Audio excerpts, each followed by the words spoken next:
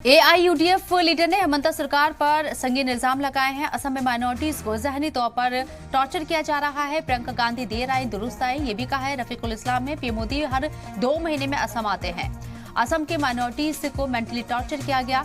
असम दौरे पर कांग्रेस एमपी प्रियंका गांधी के दौरे को लेकर सियासत भी गर्मा गई है। एआईयूडीएफ लीडर और एमएलए रफीकुल इस्लाम ने साफ कहा है कि प्रियंका गांधी ने असम आने में देर कर दी। कांग्रेस को नसीहत देते हुए रफीकुल इस्लाम ने कहा है कि जिस तरह वजीर आजम नरेंद्र मोदी हर 2 महीने में यहां आते हैं और मरकजी वजीर दाखिला अमित शाह लगभग हर महीने असम का दौरा करते हैं, उसी तरह कांग्रेस के सीनियर लीडरान को भी असम का दौरा करना चाहिए। रफीकुल इस्लाम ने इल्जाम लगाया है कि असम के माइनॉरिटीज को मेंटली टॉर्चर किया गया।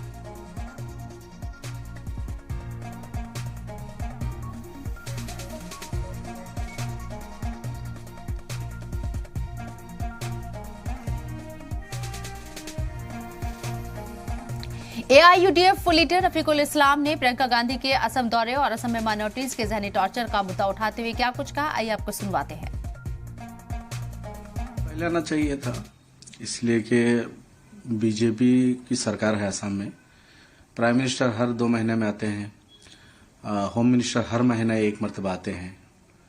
तो कांग्रेस के जो लीडर है, सेंट्रल लीडर, उनको भी फ्रीक्वेंटली आना चाहिए, विजिट करना चाहिए। लेकिन हम लोगों को ऐसा नजर नहीं आया। देर सही दुरुस्त सही, प्रियंका जी देर से सही वो आई हैं और आसाम में कुछ कम्युनिटी को टारगेट करके उनका नुकसान कराया। आसाम के माइनॉरिटीज को मेंटली बहुत टॉर्चर किया। बहुत लोगों को इवेक्ट किया, इवेक्शन में बुलडोजर के जरिए उनके घर बार को तोड़ दिया मुसलमान के। किशनगंज सांसद डॉक्टर मोहम्मद जावेद आजाद ने असम के सीएम हेमंत बिस्वा शर्मा की मजम्मत की है। मुसलमानों को लेकर दिए गए मुतनाज़ा बयान को लेकर घेरा और सख्त कार्रवाई की मांग की।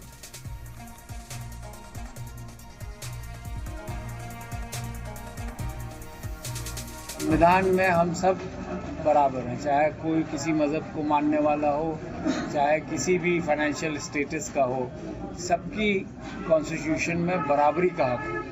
तो ये जो इन्होंने कहा और बार बार इस तरह की जो भाषाएं बोलते हैं, तो कॉन्स्टिट्यूशन के हिसाब से तो उनको मुख्यमंत्री नहीं होना चाहिए, उसको तो जेल के अंदर होना चाहिए। तो ये मैं आदरणीय प्रधानमंत्री जी से जानना चाहता हूँ कि क्या आप जो बीच बीच में इलेक्शन में इस तरह की भाषा बोलते हैं, उसका देख के इन लोग ने भी इस तरह का बोलना शुरू किया है, जो सरासर अनकॉन्स्टिट्यूशनल है।